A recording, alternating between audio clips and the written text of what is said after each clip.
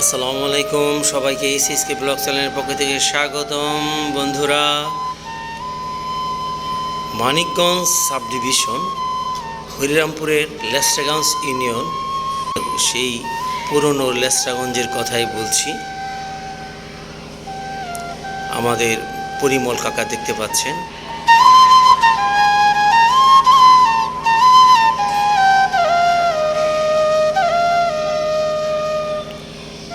হেমরাজপুর দড়িকান্দি বলে একটি গ্রাম ছিল লেসরাগঞ্জ ইউনিয়নের। ওখানে নদীতে ভাঙার পর আমাদের এই পরিমল কাকা চলে আসে রামকৃষ্ণপুর ইউনিয়নের খোঁজের গা। আমি খুব ছোটোবেলা থেকেই দেখেছি ওনা কয়েকটা ভাই, অসাধারণ একজন মানুষ। কষ্ট করবে, খেটে খাবে, কিন্তু একটা টাকা কারো কাছ থেকে হাত পেতে নেবে না। যতক্ষণ শ্বাস ততক্ষণ শ্রম, ঘাম ঝরাবে, খেটে খাবে, কিন্তু সুখ ভোগ করে কারো কাছ থেকে এক টাকা হাত পেতে সে নেবে না। বন্ধুরা, হিন্দু সম্প্রদায়ের সম্ভ্রান্ত পরিবারের একজন লোক ছিলেন তার বাবা। সে একজন রাইটার এবং দলিল লেখক। সে গীতাও পাঠ করত। আচ্ছা, আমি এখন আপনাদের উদ্দেশ্যে কিছু বলতে চাচ্ছি। আমি আমার পরিমল কাকার সাথে একটু কথা বলবো। পরিমল কাকা, আমি আসলে কি যে নতুন প্রজন্মকে মুক্তিযুদ্ধের চেতনায় উদ্বুদ্ধ করা এবং সাধারণ অসহায় মানুষের পাশে দাঁড়িয়ে তাদের সুখ দুঃখ তুলে ধরাই হচ্ছে আমার এসএসকে ব্লগ চ্যানেলের মূল লক্ষ্য এবং উদ্দেশ্য। তো আপনি আমাকে অত্যন্ত স্নেহ করেন অনেক আগে থেকেই। আমি আপনার এই স্নেহ মমতায় ভালোবাসায় সিক্ত হয়ে আপনার এখানে আমি আমার আগমন ঘটেছে। তো আচ্ছা কাকা, আপনি তো যেটা বলতেছিলাম, আপনি তো যুদ্ধ দেখেছেন। যুদ্ধের সময় আপনার বয়স কত?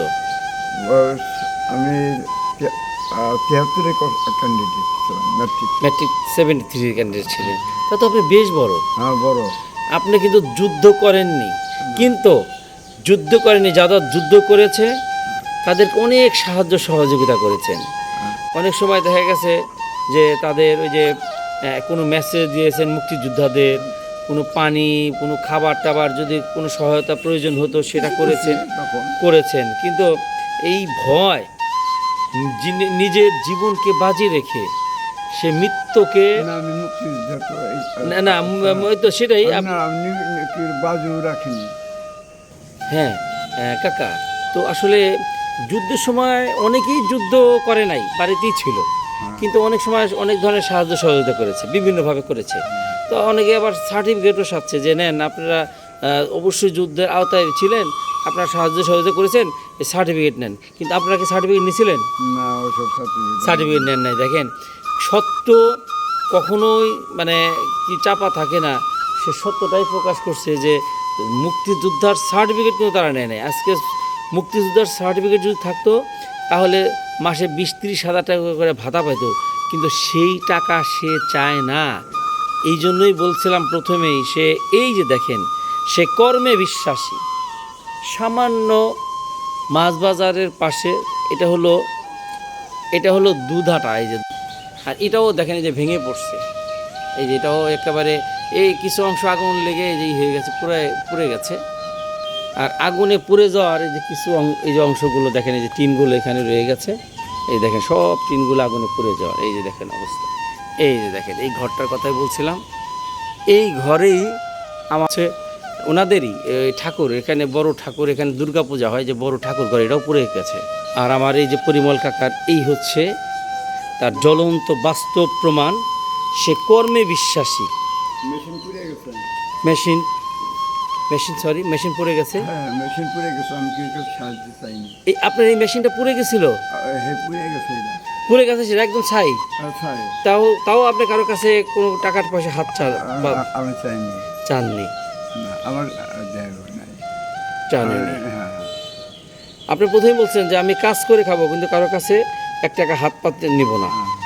আপনি ইতিমধ্যে যে নাটকটা করছিলেন, নাটকটার নামটা কি? 3 শরতের গল্প। জি, নাটকটার নাম তিন শরৎ এর গল্প। তিন শরতের গল্প। কার সাথে এটা নাটকটা ছিল? মোশাররফ করিমের সাথে। মুশাররফ করিমের সাথে।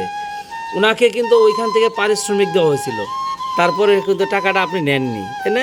টাকাটাও কিন্তু সে নেয়নি।